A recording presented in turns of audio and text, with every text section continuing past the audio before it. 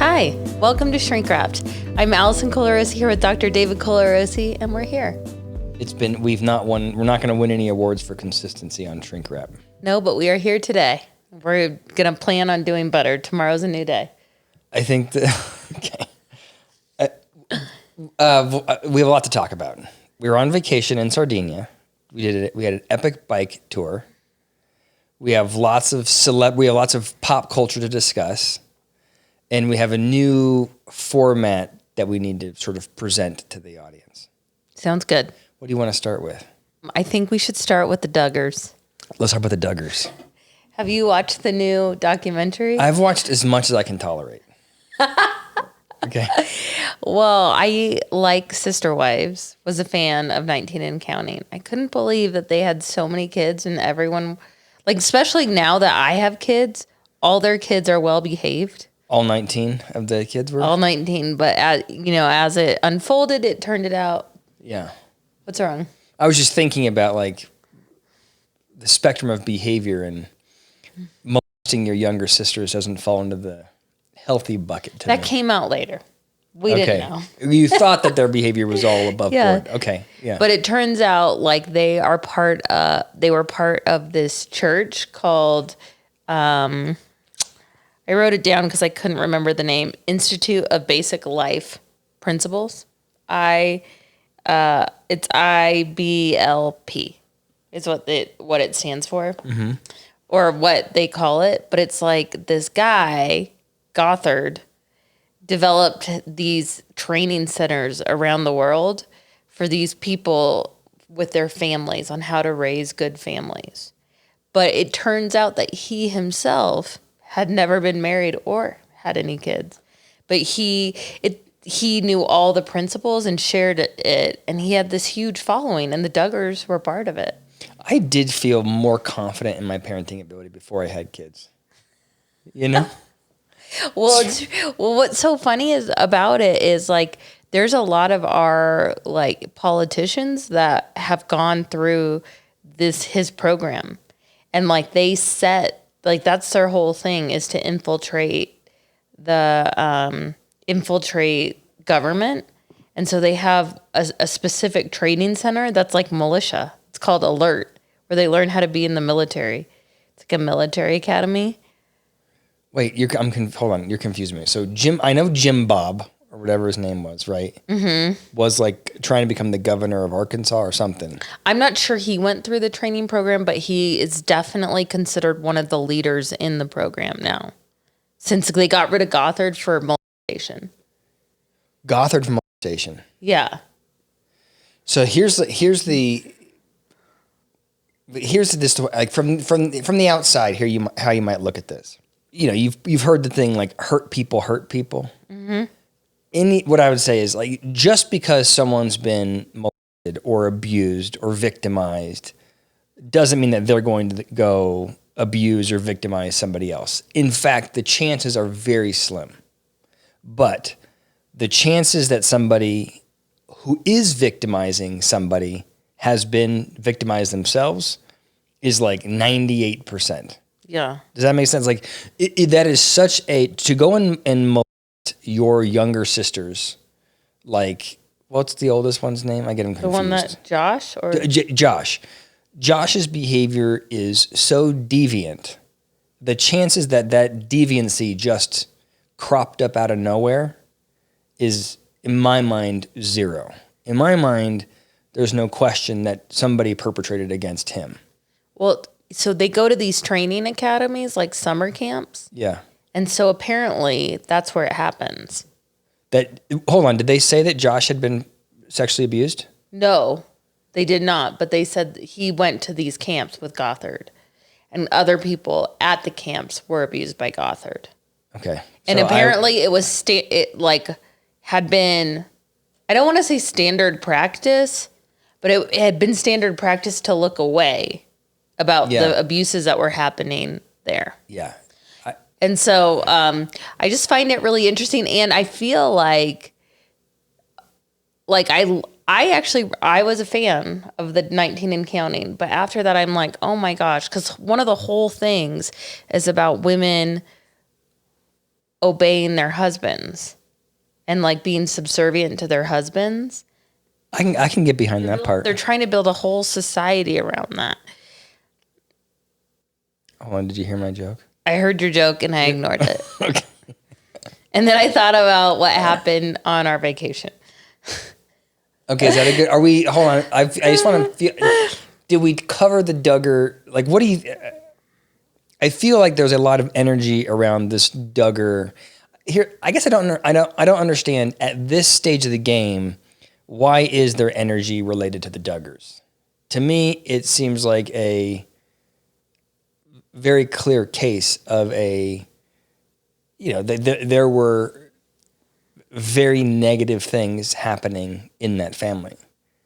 Yeah. And to me, so I guess I'm wondering does the audience have feelings about the Duggars other than it was a sick family? Well, I think there was so much we didn't understand. Like on camera, and you have to remember, like I have to always remember that the reality shows, they're heavily edited. Yes. And so like what we saw was not actually what was going on. And so the Shining Happy People paints a light on it. And actually, I believe like the oldest daughter, Jill or Jess, I can't remember which one, and the cousin Amy like are talking about their experience. And I don't know if you know this, but none of the kids got paid. So Jim Bob became a very wealthy man and never paid any of his kids any wages. That's crazy. They were like adults on the show. Yeah. It's totally crazy. So abusive. It's like such an abuse of power. So is the energy about is it that are people feeling betrayed by the Duggars because they now know the truth? Or is the audience still looking at it and being like, "Oh, well, it's a mostly good family." Not good's the wrong word. It's a mostly healthy family except for this one bad egg. Like what do you think the fandom of 19 and Counting thinks today? I think the show, Shining Happy People, the documentary, peeled back the onion so you could actually understand what was happening and why. Like, why would the seemingly great older brother molest his kids? Like, all of a sudden when you see him on the show and he's like a lovely human. You know what I mean? He also has 7 kids of his own. So I only watched a little bit of documentary, but my distaste for it was that it didn't seem clear to me. I found it it wasn't interesting because it didn't totally clear things up. Oh.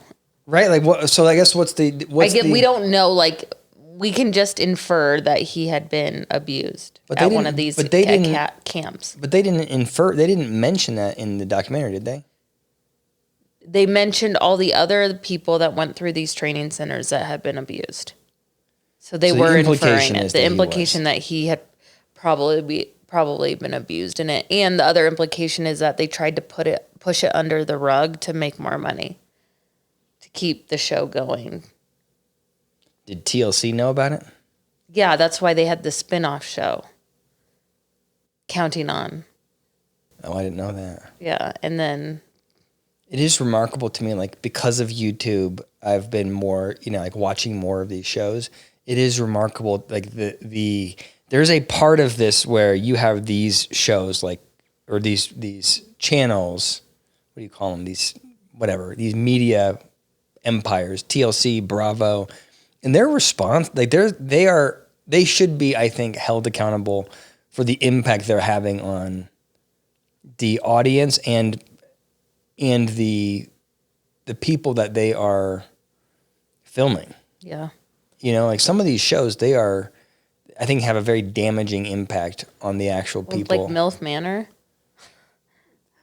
I mean, it's like, I wish I could, I want to say like, oh yeah, that was terrible, but I did enjoy watching and making fun of that show. But it's not like... But it's a sick show.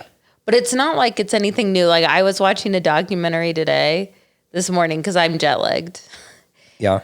Called American Gladiator, and about how the whole American Gladiator series started. First of all, I used to love American Gladiators. Yeah, well, it is wild how like underprepared they were to the athletes and how often they got hurt. And Oh, really? oh yeah, they were just used like to love flying by that. the seat of their pants. But so I feel like they don't really care about the people. It's more The about producers, I mean, Yeah. it just like the more I watch it, the more I go, oh God, this is like with Vanderpump Rules, this character Raquel, and they're like pushing her to come back on the show. And I mean, I'm worried she's going to hurt herself. She looks to me like she is suffering. Is that the one that had the affair? Uh-huh. She was the other woman. But, she's just been, everybody has just, she's been excoriated for good reason. Like she brought it on herself, but she does not look like someone that should go get back on TV, and they're going to pay her a lot of money. She's going to do it and she's going to get annihilated again. And then she's been in treatment for 2 months, comes right out of treatment and they're like, yep, let's film you again. It's just a crazy situation. It doesn't end well. No. Yeah. Yeah, so I've been watching some interesting documentaries. Yeah. I also watched Killer Sally. You watch the weirdest stuff. Like I try to watch it with you. Did she do it? Yeah, did she do it? Yeah, she did it. But like, was she battered? Because she got 25 years because they tried to say she wasn't battered. Because in the 90s, it wasn't like, they didn't really protect women. Yeah, she was bad. She agree. was for sure bad. I think so too. And she had roid rage. So it was like a bad combination. I mean, she's not someone that I would want to batter. Like if you're, it seems like a bad choice. Apparently she's not very big. Like she's muscular, but like probably 5'1". Well, her husband that she killed was gargantuan. Yeah. They're both juiced to the gills. Yeah. Yeah. But it's weird to me. That's like, you're like all the things that I could watch. You're like Killer Sally is where I want to spend my time. You're right. You're right. The other thing I wanted to talk about was Jonah Hill and his ex-girlfriend. I think what's her name? Brady or something. Mm-hmm. I think you may be able to help with this, but from my understanding, they were a couple for a year and they really liked each other. Mm-hmm. And they had a breakup, and instead of keeping their stuff private, she posted all about his abusive tactics online, which I agree 100%. They are abusive tactics. And I just thought it was an interesting move on her part. Yeah. Like it seems like abuse with abuse. Abuse with like abuse. They're trying to outdo each other with abuse. How is she abusive? I think she's trying to humiliate. Oh, now. Yeah. Yeah. Yeah. I have so many thoughts about this, and so I'm trying to think of like, how do I streamline my thoughts, because they're not organized, but I have a lot. I have a reaction welcome to to it. my world. Okay, good. Okay. Okay, so just as like a high level summary, just based on what, whatever was posted, she posted on Instagram, she's talking about her recovery from this abusive relationship from this guy that was a narcissist, from this guy that was, emotionally abusive. And she posts these text messages. And I think if you read the text messages, you have two reactions. One reaction, I think, from the lion's share of people that read it is, it's not that bad. He's not telling her that she's a horrible person. He's not telling her that he hates her. He's not being vicious. Well, I think what he is being is, I don't think he's being mean in that way, but he's being controlling and wanting to steal her identity. So right? Yeah. So I think that there's two sides of this. Like one side is you look at it and go, okay, here's what I think. I feel like we have to be careful of looking at everything and being like, you're an abuser. I think that people in relationships, and I think in a lot of relationships, people engage in behavior that is abusive. And I think we have to be able to label that like that's an abusive behavior. And certainly if you look at his text messages, while he wasn't intentionally being ruthless or diminishing or any of those things, if you look at it, just the energy around his text messages. I mean, you see him write, I mean, it'll be like 7 long paragraph long texts saying, you're doing, take down this picture. I'm too insecure. You can't put that out there. I'm not comfortable being in a relationship with someone who does that kind of stuff. Take it down. I mean, he's not trying to be a dick, but he's being a dick because he's controlling her behavior. And you can see him just sort of venting, and her response is like, I did it, or I'm sorry, or, I love this, it wasn't two people bringing the same amount of ammo to the fight. He is just attacking her, and she's kind of saying, being more sort of deferential. So I think it's like that's a true dynamic that we have to point out. So that's one thing, is I think it's easy to look at it and go, it's not abusive because he's not saying horrific things to her. But I would also argue it is important to note that it is abusive because it's controlling. Yeah. And in that way, it's definitely like you have to call that what it is. I also thought it was concerning because he does what I think a lot of people do, and I think that I do this, which is he uses his, the guy's obviously been in therapy for a long time. He knows the right kind of psycho lingo to use. He has the same kind of energy that like Steven Crowder had, where he's like, I'm so much more self-aware of how the dynamics that are at play here, and I am telling you, here's what needs to happen, and here's why you're wrong, and here's what I'm willing to be in a relationship with. And the implication is there that she is not as sophisticated emotionally as he is, and therefore she is stupid. Like he's leveraged. I feel like Jonah Hill was leveraging his, knowledge of psychobabble to be very dismissive of her. Does that make sense? Like there's a flavor. I'm feeling like I'm not articulating that well, but there was almost felt like a misuse of his time in therapy.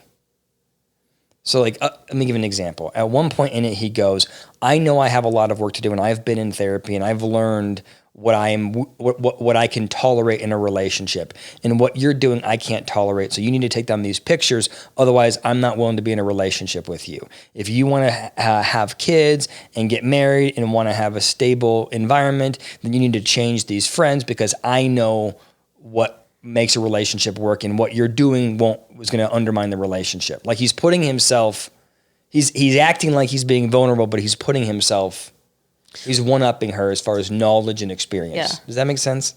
Yes.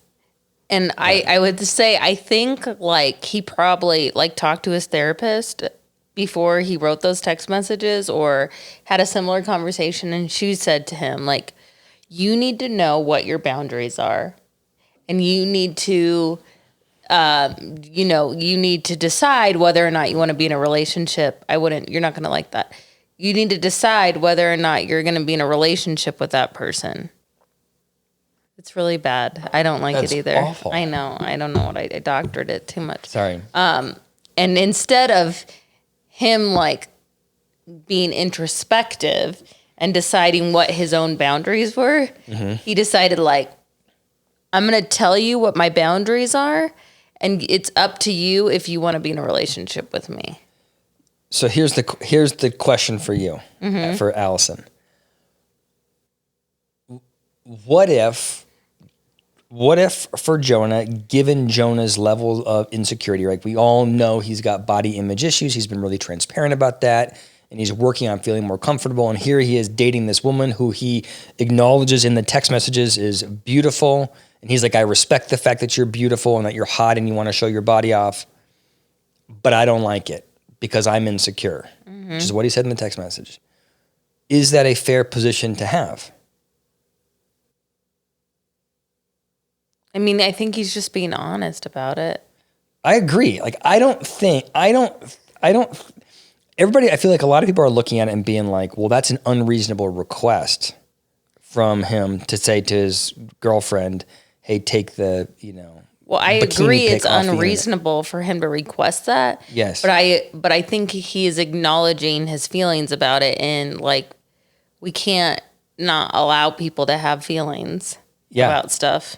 I agree with you 100%. Like, that's how I feel about it. So to me, I look at him and I think... He doesn't seem like a narcissist to me. He just seems like...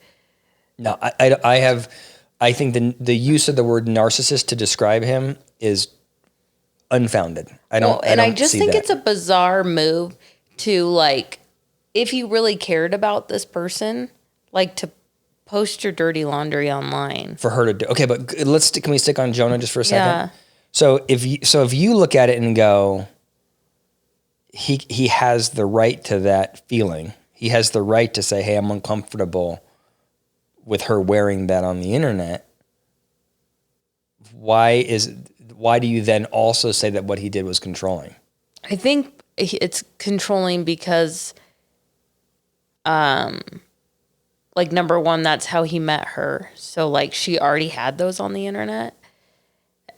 All those pictures were prior to his relationship with her. I don't understand. Can I just interrupt and say more? I don't understand that line. The way that you dressed when I met you, well, you and I would have some discussions if you wore the same outfits today. David, you constantly complain that I haven't changed my style since you met me, so I disagree. Why do you disagree with that? I still dress the same. You don't. You do. You had the girls out a lot more than they are today. That's just because they're sadder.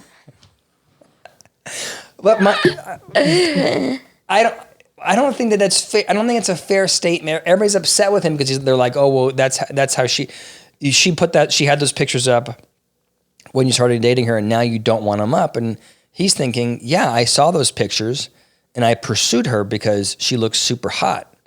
And now I'm feeling insecure. I want her to be committed to me, and it feels like she's not being committed because I know what I thought when I saw those pictures. I know what all these other people are thinking when they see those pictures. Like, why is that unreasonable? Why does it matter if she had them up before? Well, I wonder if, like, maybe instead of saying, if you want to be in a relationship with me, then you'll take them down. If he could have changed it and been like, I'm kind of uncomfortable with those pictures up there. Yeah. Like, how would you feel about not having them up there anymore? Yeah. And then make a decision from there. But he being like, you need to take them down. Yeah. I feel like my personality would be to put more up. You would put nudes up. If I talked to you the way that he did, you'd put nudes. So I agree. I think we probably see this the same way, which I think it's a reasonable thing and even a healthy thing to be able to say to your spouse or your partner, hey, what you're doing is making me feel insecure, even though it's a ludicrous position to take. I know what I'm thinking is unreasonable, but this is how I feel. You should be able to say that, but you shouldn't go on a massive rant and use your, psychobabble, whatever he's doing, your emotional, he's using his emotional gravitas to make her feel stupid so that he can control her. Right? I just feel like he's so immature, and I feel like she is too. Okay, so say more about the part where what don't you like about her? I just think it's a weird thing, like what we're dealing with. Like, now you're never going to feel psychological safety in a relationship because if it sours, someone's going to post your dirty laundry and call you a narcissist for everyone to see. And it's just like, I feel sad for people dating right now because, inevitably things go bad. Many relationships go bad. So, like, just so you know, like, if someone feels like they've been wronged, you might have, like, all your text messages that you ever sent to each other posted. It is a weird move. Like, it's so... I think it's part of her healing, but it feels like a...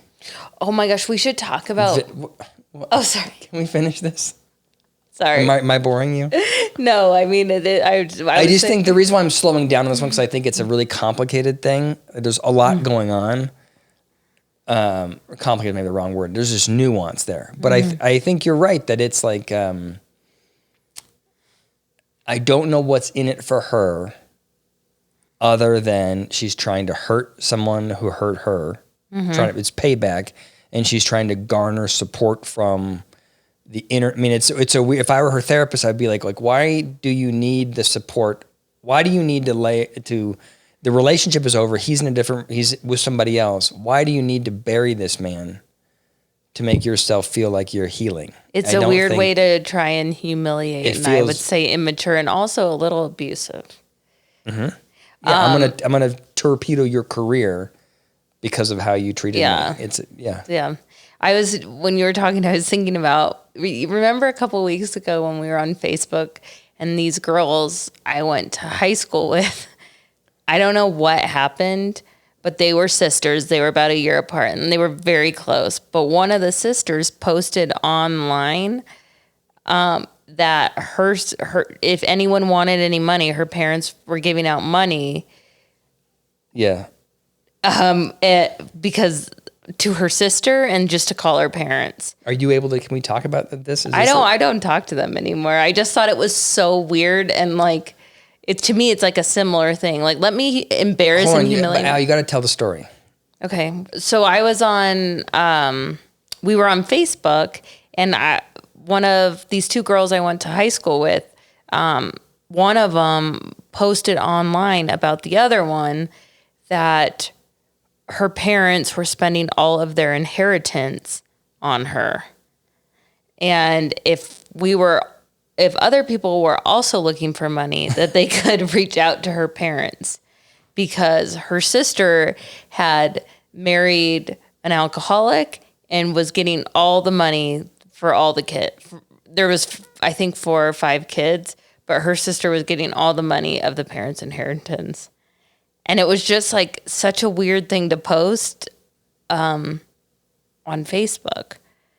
You know, I grew up in a small town. We all know each other.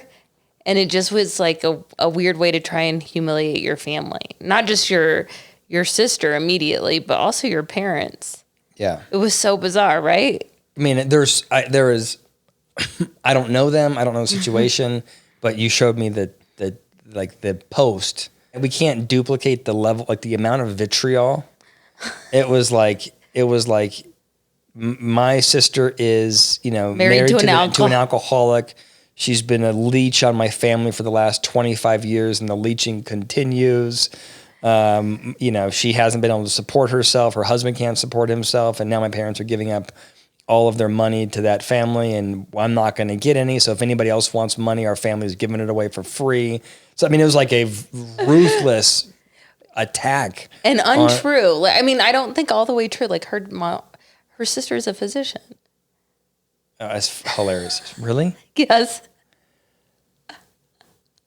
Oh my God. Like so it's just crazy. It's just a weird, I don't know. I'm trying to think of from a psychological standpoint, like why do people want to do that? Like like they need validation from the interwebs, which is I think goes to why mental health is so bad, because people aren't connecting with each other or having conflict face to face. They're having conflict through likes on Facebook or Instagram or Lemon or whatever. I think it's why it's why we have way too much validation, I think, in society, and not enough reality checking. It's going back to Jonah Hill. Like your thought is, well, maybe his therapist was like, well, you're right to think that. You're right to feel that way.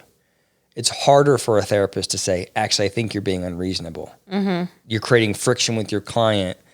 And if you think about this same thing with your friends, right, she can put out this ridiculous post, and very few people, I think some people were like, what are you doing? But some people were like, you poor thing, or, right, you're going to find, if you put it out there, you're going to get somebody that supports you. It's you no matter how ludicrous your position is, you will be validated. Mm-hmm. And so extreme opinions land somewhere. Yeah. I found it very sad. Yeah. I was I like those girls. It's too bad. She has some mental health issues. There's no question. Yeah. The woman posting she needs to talk to somebody. I think I think she's had some trauma recently. Anyway, the last thing. Any other chipper topics? Yes, I wanted to talk about, we're halfway through the year. Do check in. I do not feel like we are doing well with our goal to have more dates. But I'm feeling just as connected to you. Disagree. You disagree? Oh, Agree to disagree. Allison, whenever she's mad at me, she just goes, I am not feeling connected to you right now. And I'm always like, I feel like over the course of our relationship, we've been together married for 14 years, together like forever, 20 years. I feel like my connection and love has been stable the whole way. You're lying to yourself. I am not. And Allison's just like, yeah. But we need to do more dates. Yeah. I agree. And by the way, I planned an amazing vacation for our family without David. He was invited. Honey, you're bouncing around here. Okay. So back to our halfway. You want more dates? What else? How are we doing? You wanted to do a half-year review. That was it. I can't remember all the things from my half year. I just wanted to do that. I just was thinking about that specific one. You just wanted to mention that. Okay. Yeah. And I agree. We just need to get him on the calendar. I'm going to be proactive and get him on the calendar. Okay. Yeah. I mean, it could be a we. You could put it on the calendar too. You get mad when I put too many things on the calendar. You put so much on the calendar. I have not had. We don't have. I can't remember the last free weekend that we had. This weekend. We went to my parents. We flew back from Sardinia on Friday. Then Saturday I think I did get to recover on Saturday. Did we do anything yesterday? No, but then today we went to my parents' house. We went to a block party, and you tried to get me to go hang out with your friend from college. All in one day. We didn't do. Well. Yes. Life is short, Dave. Okay. Okay. Yeah. All right, so let's talk about, what do you want to talk about? The badass trip that you planned? Yes. We as a family, and I feel like I just wanted to offer this tidbit, the life hack. We as a family went to Italy to spread your dad's ashes this summer. And while we were there, we were with the family to do that for 6 or 7 days.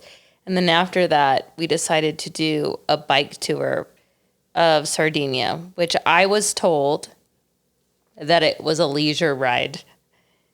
It turned out it was not. But I think my life hack of it all is that the kids never complained. And I think we have to remember they just want to do stuff with us. So that's my life hack. Okay, so it's a good. I agree. It was a good life hack. It was a good learning that they're more resilient than maybe we give them credit for. Yeah. I am not that resilient though. So while the kids didn't complain, I suffered. You loved it. I loved it at the end. The fact that we did that, like I said, was a love. That's my love letter to you. Okay. It was my love letter to you. It was like that was you prodding me to get into shape, I think. So we go to Sardinia. So Sardinia is there's Italy, and then off the western side of Italy, there's Sardinia, which is an island. It's Italian, but very different culture than Italy. They sort of see themselves as separate from Italy. And we get there, first night, we're like in this nice hotel. And I'm thinking the last 6 months, Allison's been like, you need to get into shape, get on the bike, your butt's going to hurt. And I'm going like, it's a recreational ride. And I'm going to be pulling a 5-year-old. Like, how hard could this be? Like, it won't be that intense. So we have a nice day. Next day, get up, and I'm working. I ran 5 miles a day prior, like I wasn't worried about it at all. Then the guy comes and he pulls out the bike that I'm gonna pull. You're gonna pull Enzo. I'm gonna pull Lino, or vice versa. And Enzo's is like a nice tag along. which is a bike, and then there's a bar that comes off the back, and then there's a wheel for Enzo one wheel for Enzo to sit on. Looks efficient, appropriate. Then he pulls out this clunky thing. What is it called? I don't know what it's called. Follow Me. A Follow Me from. It's got to be from like 1985. All the bikes are steel, and he's assembling this Follow Me. It takes him 20 minutes to get this thing set up, and he's got all those wrenches and all. I mean, this is not. There's no carbon fiber here, and he just throws all these tools and spare tires and everything in these bags. I think that the bike itself, each of our bikes, must have been 70 pounds, and then you put kids on it. Right? We got to work out.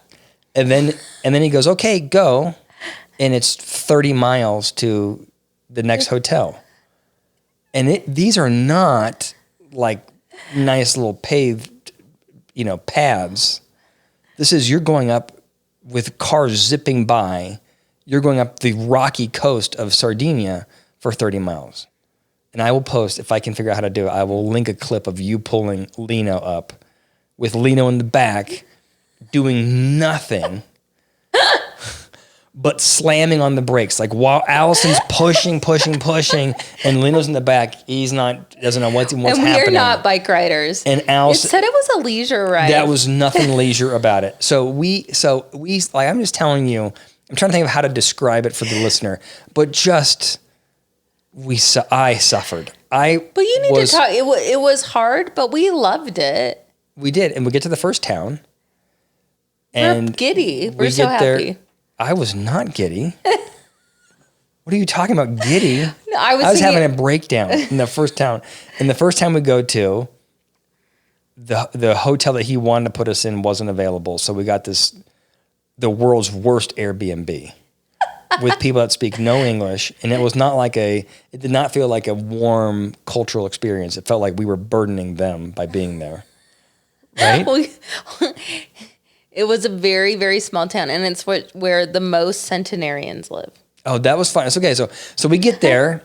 So we leave. We start riding. I'm gonna guess like at 9:00 in the morning. We get to this place at maybe 4:30. Mm-hmm. I have a breakdown. I lay down, take a shower for an hour, and I'm thinking, oh my God, I have 2 more days of this. I can't do it. We get up. We go into town like at 5 or 6. Nothing's open. Because they do smart things like siesta. They siesta like it's a serious thing. The whole town shuts down from 1:00 to 7:30. Like the restaurants didn't open again until 8 for dinner. And the town is dead as far as restaurants. And so we can't find any food, but there's all these men that are out just chit-chatting all over town. It's very social for men. Very social. So Allison is the one woman out there, walks over to one of the tables and goes to one of the men who, again, speaks no English. Allison speaks Spanish, and that's close enough to Italian that he could track. And says, well, hey, where are all the men or all the women? And the men are like, they're cooking. They're cooking. What are you doing? David's like, oh, this is why they live so long here. Yeah. It's what they call a blue zone. It's one of the healthiest places on earth. Mm-hmm. Live the longest there. Mm-hmm. Anyway, Allison did not agree with that was the reason for the health. Well, they eat so much cheese there, and they do eat cheese. Like one of their delicacies is cheese that has maggots in it. Yeah. Maybe that's why they live so long. Yeah, they put live parasites in there. We had the first night we had suckling pig, which is like a baby pig that's still suckling. They kill it and you eat the whole pig, which is delicious. Gross, but delicious. And then you learn about this cheese that has maggots. They take the cheese, it's goat cheese. They let flies land on it. They let the flies lay eggs, and they put the cheese out in the sun. Maggots start growing and eating the cheese, and then they eat it after it's been passed through the maggots. They eat the cheese and squish the maggots. But it's outlawed, so you can't get it unless you like. You can't buy it. You can't buy it, but you can ask about it. You can ask about it, yeah. We did not try it, but I would say globally the food was very good in Sardinia. How about can we say one, and then we got to go. Can I say one last thing about when you were criticizing my family's cookies? So that night, so we go out, we finally I find don't some. think you should talk about me criticizing anybody in your family. She wasn't criticizing. We go there and we get some cookies, and I'm like, and we want to get cookies for the kids, and I go, no, let's get like real Italian cookies. My grandmother, my aunt make Italian cookies, and they are like delicious. They remind me, they're like I wanted Allison to experience this. So Allison gets these cookies and she eats and she goes, oh my gosh, these are not as hard as your family's. And the implication was that Allison liked the softer version. And she's eating it, and then all of a sudden she goes, oh my God! And there's maggots in the cookies. So the maggots had softened those cookies up. Yeah. But I wouldn't say that was our global experience of Sardinia. I feel like we're giving really it good. I feel like Sardinia was pretty amazing. It was amazing. The next couple of days I calmed down and got better as far as I felt more comfortable with the writing. Mm-hmm. But we were writing 5 or 6 hours a day for those 3 days. We were pulling kids 5 or 6 hours a day. And I happened to be pulling an 8-year-old that never thought I was going fast enough and was telling me that he was pushing me up the mountain. Mm-hmm. After 6 hours of pulling him saying that to me, I literally felt rage on the inside. He still feels like he did all the... I know. That's what he told Gigi today. Yeah. It's like, ugh. Kids. But I'm really happy we did it because I feel like it's put us on a good path as far as fitness, and then also it's good to spend 6 hours writing as a family. Mm-hmm. Is an intimate thing. It feels good for our connection with the kids. The kids were super resilient, never complained. I felt very connected to you. My connection stayed the same. Like we felt connected because we had to survive it. Yeah. So it was good. I think that it was a really fun and very well organized tour, but we were not in shape enough to do it. Like we were not prepared for that high of intensity. Yeah, that is not. And so I feel like it really brought us closer to. I feel like it brought us closer together because we had to somehow get from point A to point B without like having a mental breakdown. Yeah. When you said that, I thought you were going to say, I thought it brought us closer to God. Also kind of, yeah. Surviving that. But yes, it was a good family experience. Anyway. All right. Okay. Before this closes, just like a logistical thing, we have not been good about posting these podcasts to online and podcast form. So we're going to do that. And then I think I'm going to do this clip version on YouTube. So we'll probably have clips on YouTube. I don't know if we'll have the full episode on YouTube, but then the full episode will be in podcast form. And I'll make sure that we do that consistently. Okay, great. So we might just do one a week that's video and then one a week that is all audio. So if you want the full sort of shrink wrap experience twice a week, you'll get it all wherever you get your podcasts, shrink wrap. All right. I love you. Love you.